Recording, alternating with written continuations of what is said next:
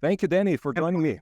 Apologies for the delay, but the interview before me, they put a passcode on the Zoom chat and it wasn't working.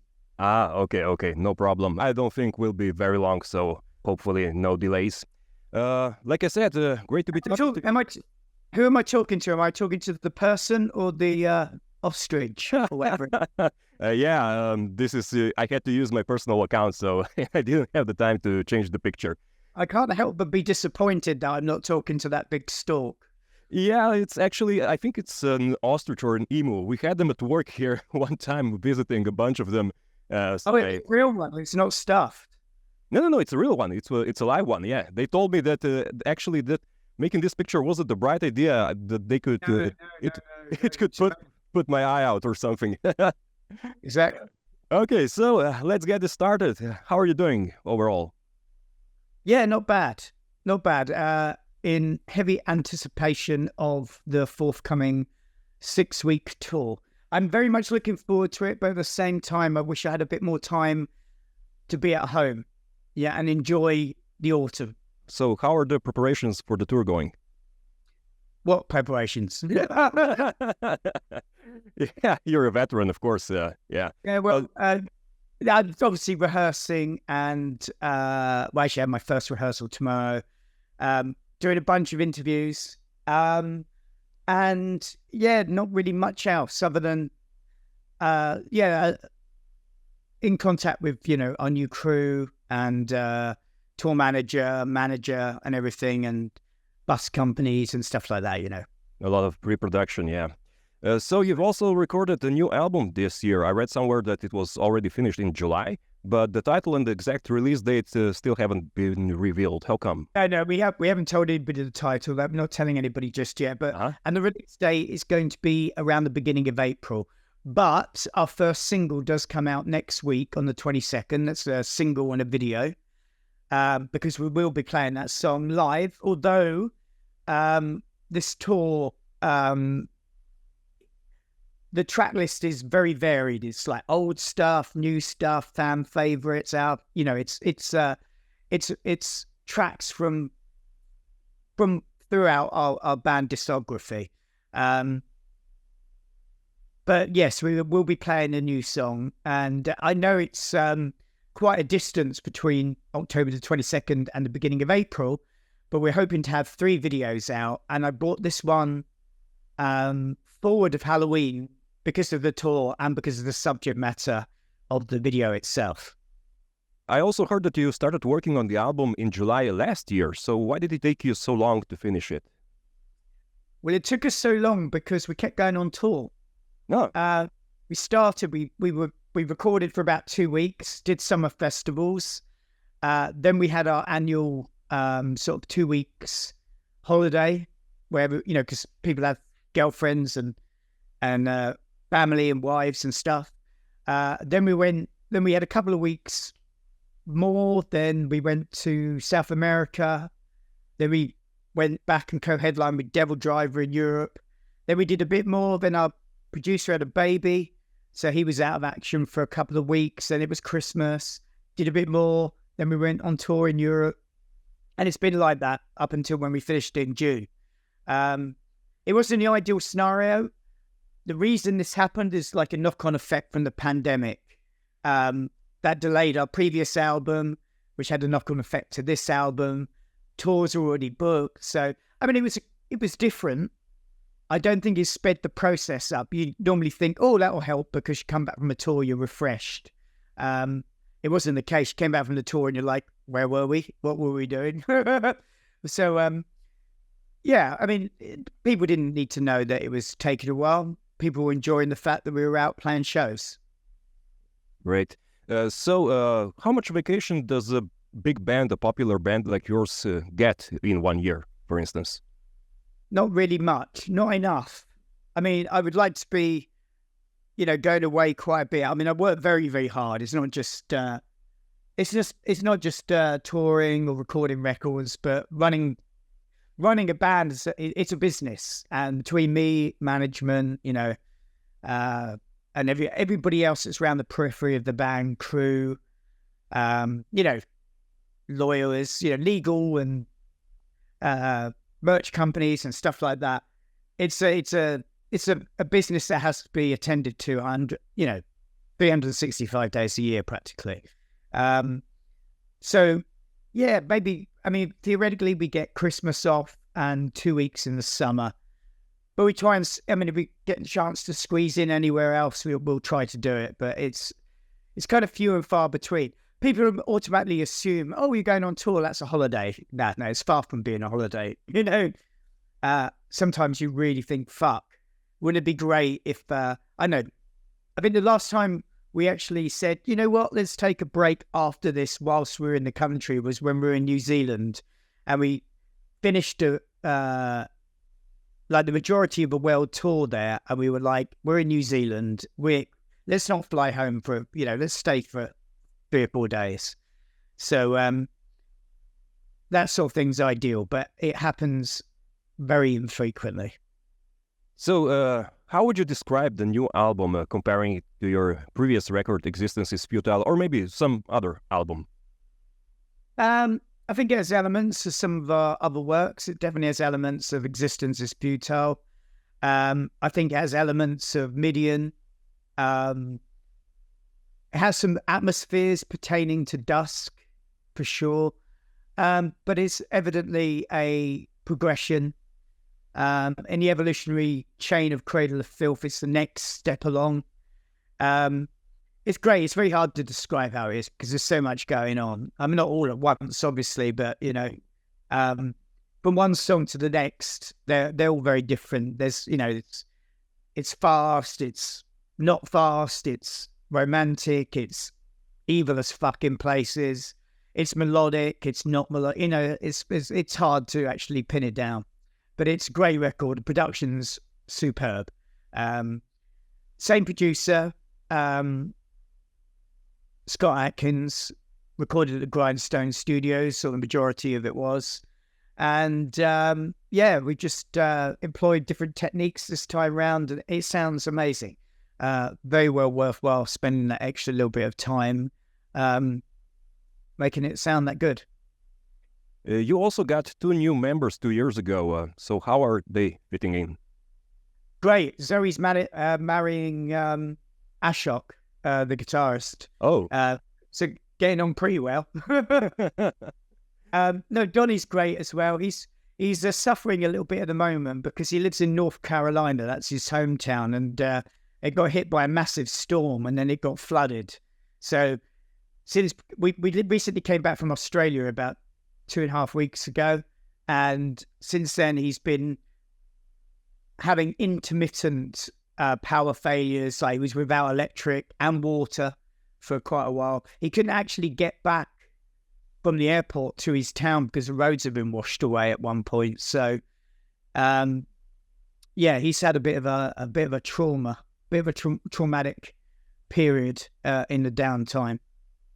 So we could cheer him up when he comes to join us. Yeah, we had a Cannibal Corpse concert recently here in Slovenia, and it was without Eric Rutan because he also had to go home because of an emergency. Yeah, so that's right. His house got destroyed or something, didn't it? Something like that. So there's also a special collaboration coming that's been teased for years now, an unholy union with pop superstar Ed Sheeran.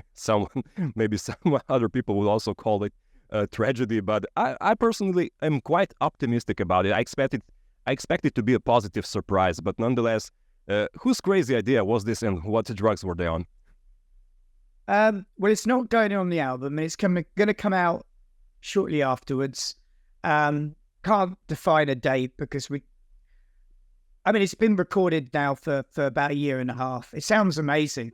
I love having these weird juxtapositions and these marriage of opposites almost. I think it's great. I did something with Bring Me the Horizon. I've done something with Twisted, 69 Eyes, Motionless in White.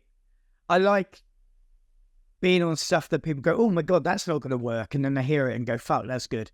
And the Ed thing's great. It's exactly what you'd imagine to be. It sounds like Ed Sheeran. He plays acoustic guitar and he sings.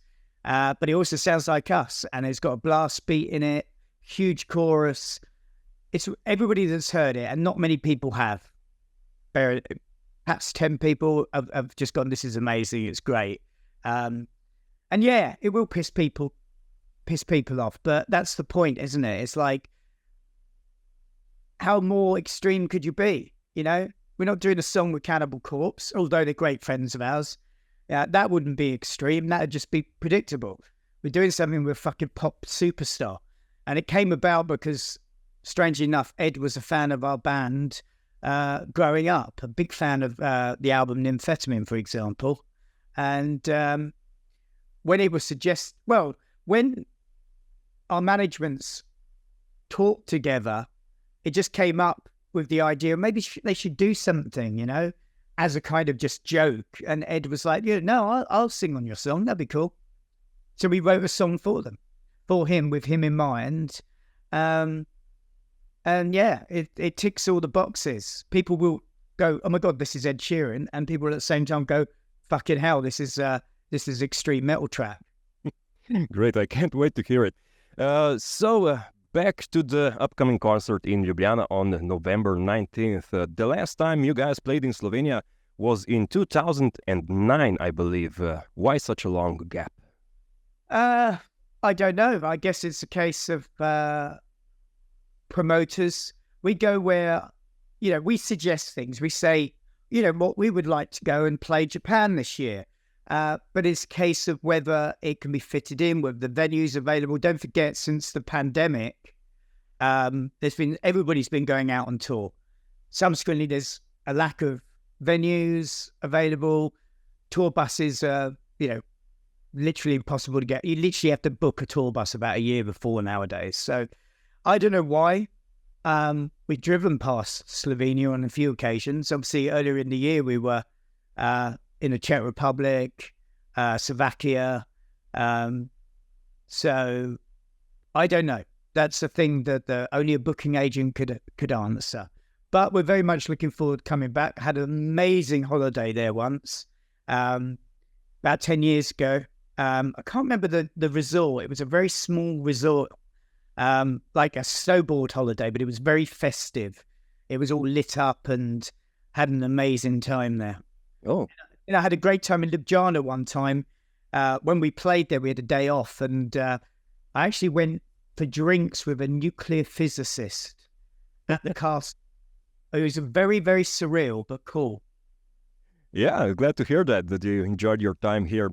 As far as the concerts go, I also do some concerts here and then and work at festivals. And I know that after the pandemic, the expenses of making concerts, of concert production have skyrocketed. It's like 2 or 3 times in some cases. So probably some promoters say, I don't think I should, risk it. Yeah, I know, it's terrible at the moment. I mean, if it's fuel prices, it's merchandise, you know, sort of overheads, it's everything. Everything's just gone up.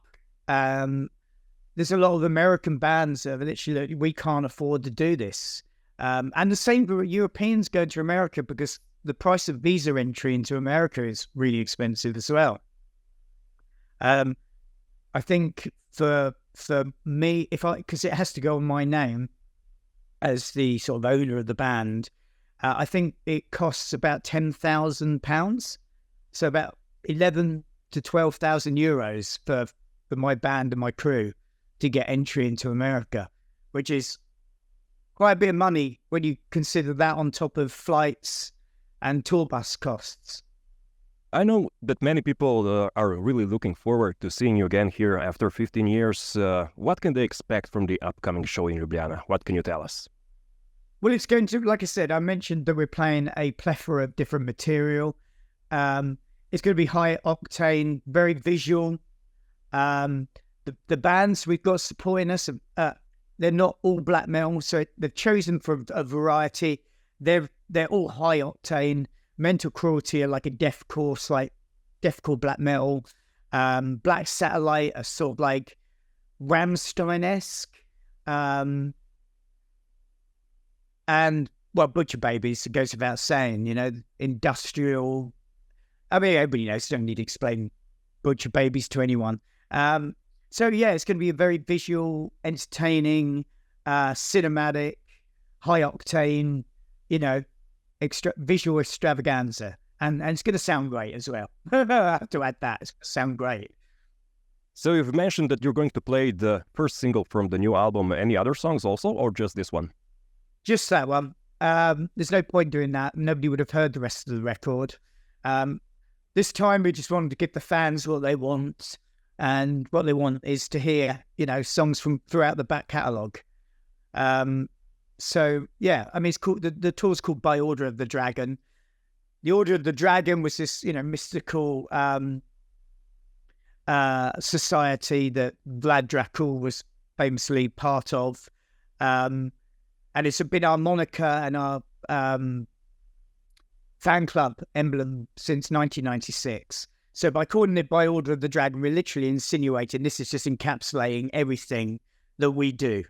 It's not a new album tour. It's not Existence is Futile tour. It's not, Trouble and Their Double Lives, which was our recent live record tour. It's an album celebrating our past, our present, and our future. Great. Looking forward to it. Well, that would be it from me. Any final words for your Slovenian fans? Yeah, thank you ever so much for staying with us and being good fans, and highly anticipate a really good turnout and a really good show. Going to promise you it's going to be amazing. So very much looking forward to you guys, and hopefully sampling some good food in Ljubljana. Can't wait to see you guys when we turn up. And it's like 3 weeks away now? Something like that, yeah, on the 19th. Yeah, not long at all. Okay, Danny, thank you very much for your time, and see you in Ljubljana. Yeah, cool. Thank you ever so much. Do thank the goose, emu, ostrich, whatever it is. Sure. Bye-bye. All right, take care. Bye.